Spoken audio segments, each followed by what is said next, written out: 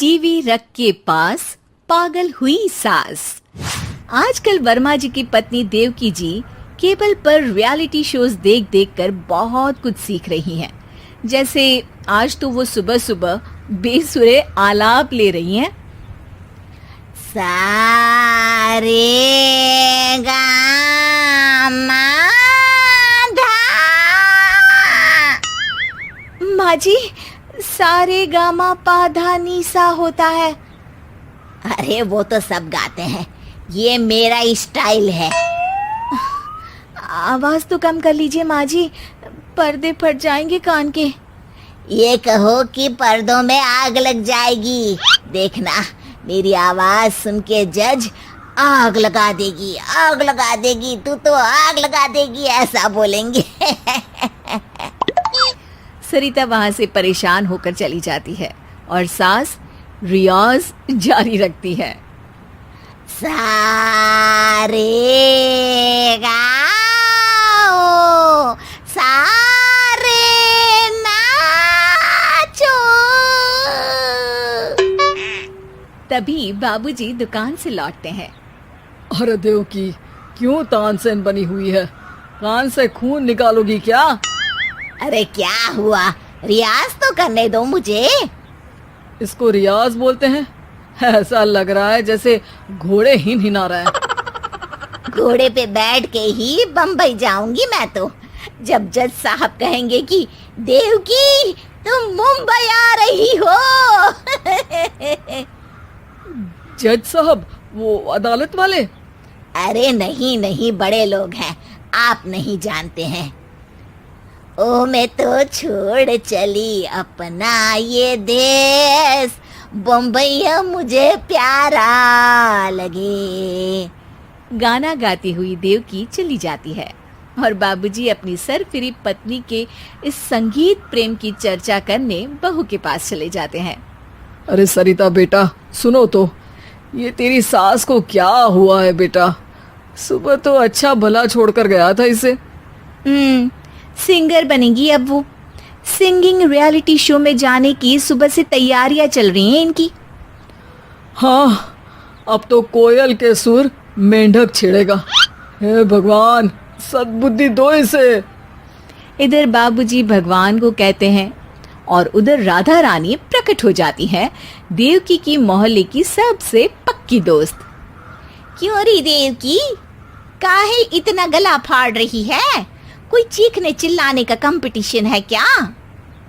अरे ये देख, नया सिंगिंग शो, मैं भी गाऊंगी, हिंदुस्तान के दिलों की धड़कन बनूंगी। अरे इतना बेसुरा गा के दिलों की धड़कन नहीं, दिलों का अटैक बन जाएगी।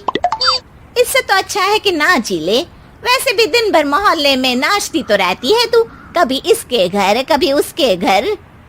देवकी को समझ में आ जाता है कि उसका गाना किसी को पसंद नहीं आ रहा।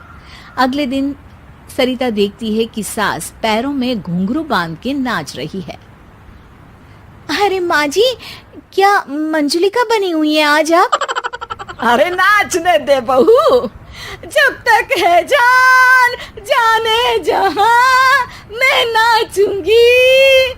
अरे माँ जी, अभी जान निकल जाएगी इतनी जोर से नाचेंगी तो। अरे अरे, क्या कर रही हो? अरे दिख नहीं रहा, डांस कर रही हूँ। अरे जैसी तुम्हारी हरकत है, तुमको तो नागिन डांस करना चाहिए। वो भी करूंगी, भांगड़ा भी करूंगी। देखना, जज मुझे देख के स्टैंडिंग ओवेशन देंगे। हाँ, स्टैंडिंग ओवेशन तो देंगे ही, ताकि खड़े होकर वहां से भाग सके तुम्हारा डांस देखकर। अरे कुछ ढंग की चीज करो, ये रोज क्या नया शुरू कर देती हो? सास को लगता है कि उसका डांस का सीन भी बिगड़ गया। अब वो टीवी देख के कोई और कलाकारी ढूंढने लगती है। तभी उसे टीवी पर खतरों के खतरनाक खिलाड़ी शो दिखता है, जिसमें लोग अलग अलग स्टंट करते हैं। बस देवकी को नया काम मिल जाता है। अगले दिन सुबह देवकी डंबल लेकर कसरत करने लगती है। माँ जी, ये क्या कर रहे हैं आप? अरे खरी जैसे बनकर खलबली मचा दूंगी। कल मैंने खतरों के खतरनाक खिलाड़ी देखा, और सोच लिया कि मुझे वही जाना है। हाँ बस। तभी वहाँ बाबूजी भी आ जाते हैं। अरे इतना भारी डंबल, अरे गिर मत जाना कहीं लेकर। अरे चुप करो, तुमसे कुछ नहीं होता इसका मतलब ऐसा नहीं कि मुझसे भी कुछ नहीं होगा। मैं तो खतरों के खतरनाक खिलाड़ी में जाने वाली हूँ। हाँ मैं तो इस शो में तभी गया था जब तुमसे शादी हुई थी।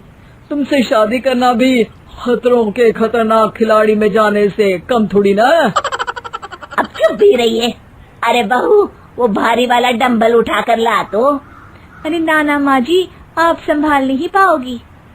अरे मैंने टीवी में देखा था, एक आदमी कार उठा लेता है, इतना तो मैं उठा ही सकती हूँ ना। बहू घबराते हुए भारी वाले डंबल माँ के हाथ में दे देती है।